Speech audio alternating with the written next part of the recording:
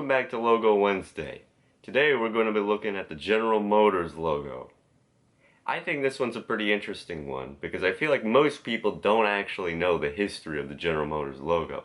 And that's for good reason. The General Motors company, as we know it, is effectively just a company of companies. You might be like, what does that mean? Well, what that means is basically there's a bunch of little companies and there's a company that owns all the companies. The main things that GM is a part of is Cadillac, Chevrolet, Buick, and GMC. But they also own or have some part in IMM, GM Korea, Shanghai GM, GM Wuling, GM China, General Motors India, Egypt, Isuzu, Cruise, LLC, Financial. They used to own GM Defense, Saturn, OnStar, Hummer, Carter Car. They used to own Oldsmobile, Jane North American Aviation, Dare Motive Diesel. Cool. It's a holding company of sorts. Not exactly, because General Motors does do things, but they're effectively just a big boy.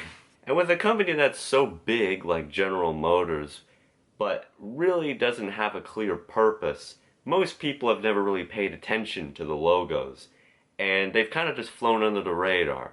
But the way that General Motors ran their sort of advertising campaign for so long meant that the logos that they had themselves were really not looked upon very much.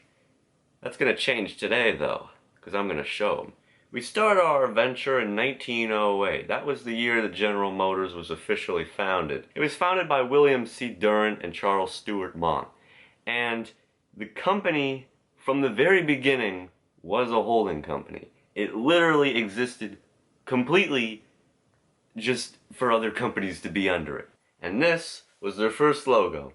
Wow, that looks pretty good. For a resume, what the happy feet is this?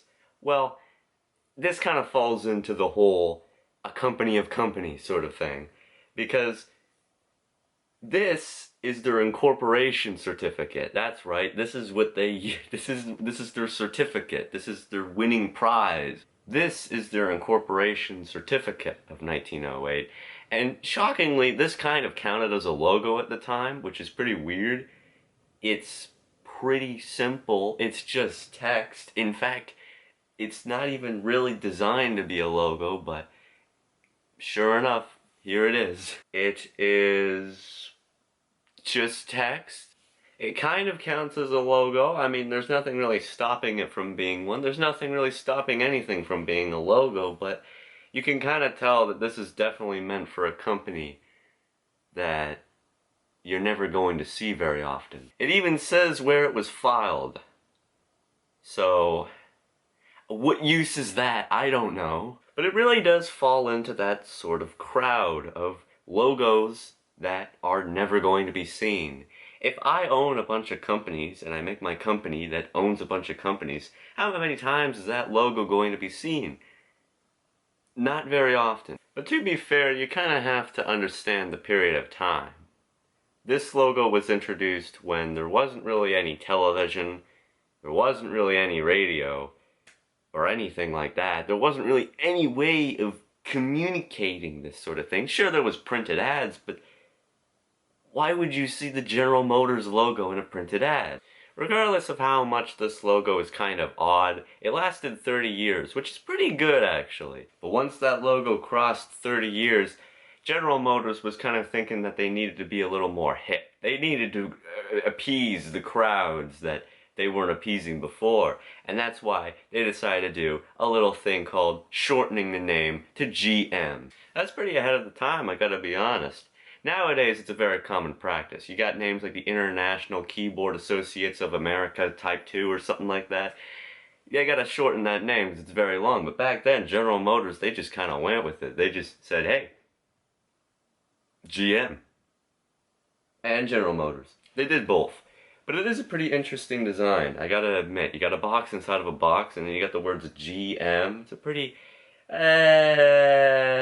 the font's okay. It's not too great. I feel like a bolder font kind of suits the GM, but this suits it for the time. And also, this is still around the time where GM was not everybody was like, GM, I know that company. Most people probably would have thought, what's that, a drug? But overall, pretty good logo. I really like how it's all stacked in a column sort of shape.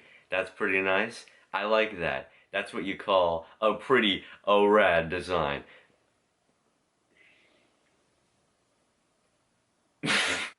Interestingly enough, this logo did not last 30 years like its predecessor.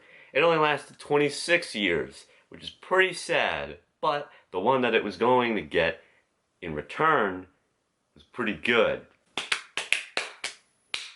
This is the logo they released in 1964. 1964. Yes. Also, a pretty cool logo for the time. Really nice. We finally have some color instead of it being black and white. It's got some color. It's got some nice blue. It's got very nice blue. It's a very dark blue.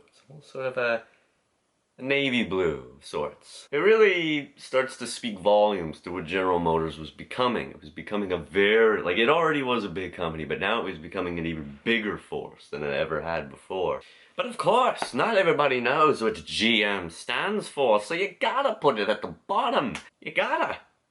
You can't stop. I don't know what I'm doing. This design, however, includes some very key things for the more currenter versions of the GM logo. First off, the huge white spot we had before is now a little bar underneath GM. As I said before, I thought that the logo would look better with a more bolder font, and in my opinion, yes it does. The borders increased. It actually becomes a square now. It's more of a square design, which is pretty interesting. So I think this is a very good improvement on the logo before. I think we're going good. We're going strong. But unfortunately, General Motors didn't think so, because this logo would be discontinued after 3 years and would be replaced by this one. Oh, okay, alright.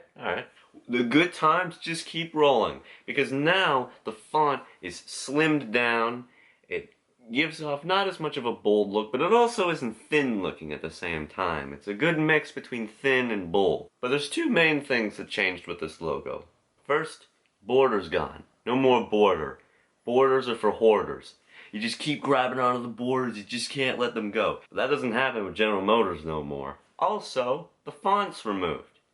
I guess after 59 years, if people couldn't remember that GM stood for General Motors, then, well, I mean, hey, if GE could do it, GM can do it too. This logo fared pretty well. It really is just a simple logo. It's just GM with a line underneath and a blue box. It just works. It was a design that really stuck through the decades. It made it through the 60s. It only had to do 3 years, but it made it through the 60s. Then it made it through the 70s. In the 80s. Then the 90s. And oh no, the 2000s!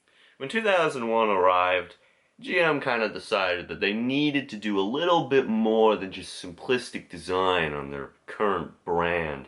They decided to throw their logo into an ocean and came up with this. Okay, so this one's not very good. I mean, it includes the same basic elements, but dang, that gradient, I can't imagine that fitting into anything. It's not even like they were making cars with the GM logo on it, because this looks almost like a car badge. So that's kind of weird.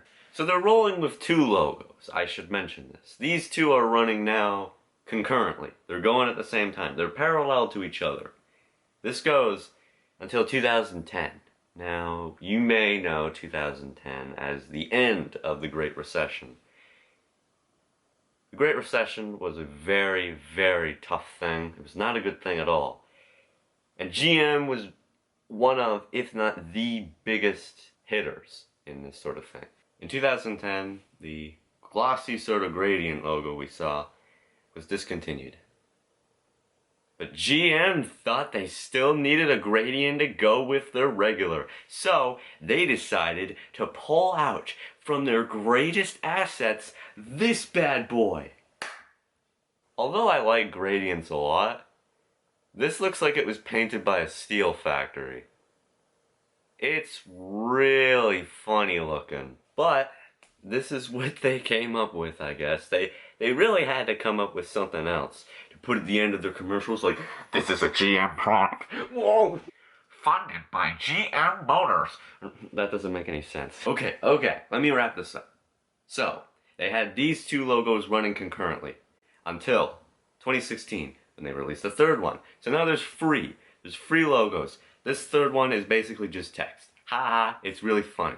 Okay, it was used to, like, give you this high-tech business going on at GM. But all that would be halted in 2021, the year of greatness, apparently, because this logo was released. They have a new slogan called Everybody In, with the letters EV highlighted in blue to signify electric vehicles. GM really just wants to be an electric company. I wouldn't blame them. I'd want to be one myself. I mean, it's pretty shocking to not want to be one. This new GM logo has a lot of differences, but it also has a lot of similarities. I mean, you can find some similarities in the fact that there's still that little bar, it's still a box, there's blue, but that's about where the similarities end, because this logo is quite different. First off, it's lowercase. There's lowercase letters now, which is pretty funky, I'm gonna be honest. We're used to these uppercase letters. It's powerful, it's bold, but, well, I mean, let's be honest here. Is GM really that powerful anymore? Well, yes, obviously, GM is still a huge company. But, I mean, they've gone down the list. They're not the biggest automaker anymore. Maybe having this more humble approach is good for them. Also, of course, how can you mistake and miss the blue little outline, this gradient wishy-washy thing? Some will say it looks ugly, and I mean, I'm kind of inclined to agree so to an extent, but I also think that it's kind of cool. It's kind of interesting. Of course, it's trying to make you really get into the whole electric business, but it's nice. Zoinks. Anyway, that's gonna do it for today. General Motors. You know, they've had a lot of logos. More than probably you've thought of. And they've settled on something. You know, it's 2021. It was around the start of 2021. It's been a few months. Nobody's really said too much about it. And hey, I mean, it's a new beginning. Who knows what'll happen? General Motors may not be the biggest company anymore, or the biggest automaker, but I think they may still be able to hold on if they play their cards right. Thank you for watching. I'm Buffalo Spencer, and this has been a Logo Wednesday episode. Hopefully on a Wednesday. Wham! I'll see you next time.